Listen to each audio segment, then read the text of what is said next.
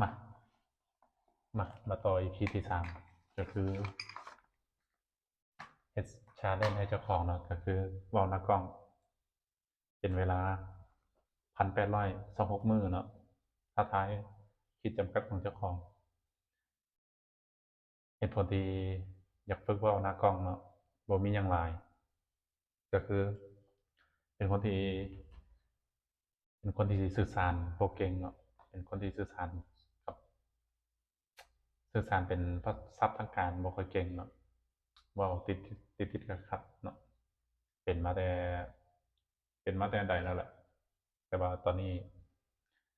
อยากเฮ็ด challenge ให้เจ้าของฝึกเว้าในหน้ากล้องเนาะนี่แหละติดๆขัดๆแบบนี้แหละเวลาเว้าจริงจังเรื่องใดเรื่องหนึ่งมันจะมีจังหวะที่ติดขัดหลายๆคนก็อาจจะเป็นกันเนาะแต่ก็เป็น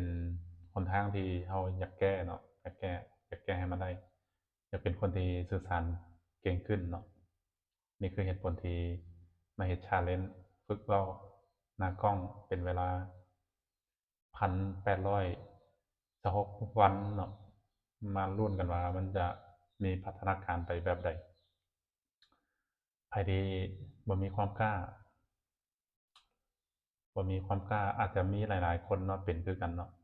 อ่าเวลาสึกเวลาสื่อสารทางการหรือว่าเว้าคำศัพท์ยาวๆเป็นทางการมันจะติดๆขัดๆเนาะบ่เป็นจังหวะเนาะบ่คือเราร่วมกับหมู่คู่เวลาเราร่วมกับหมู่คู่ก็อาจจะปกติเนาะแต่ว่าเวลาเราร่วมศัพท์ทางการอาจจะมีจังหวะติดขัดแบบนี้เนาะอ่ามาเรามาเฮ็ด challenge นี้ไปพร้อมๆกันเนาะ EP ที่3นี่ก็มีแต่ส่ำนี้เนาะเดี๋ยว EP ต่อไปมาพ้อกันอีกฝากเป็นกำลังใจให้ได้เด้อแล้วก็ฝากเป็นกำลังใจให้ทุกคนที่กำลังเฮ็ด challenge นี้เนาะท้าทายเจ้าของอันนี้เริ่มต้นจากศูนย์เลยเนาะเพราะว่าบ่รู้หยังเลยคือดังที่เว้าเลยเออมันบ่ได้สมบูรณ์แบบเนาะแล้วก็บ่เป็นหยังเนาะผู้อื่นจะว่าจั่งใดเราก็บ่สนอันนี้เป็นความท้าทายที่เจ้าของอยากท้าทายเจ้าของไผจะว่าแบบใดเราก็บ่สนเนาะเพราะเป้าหมายเราคือเราเฮ็ดตาม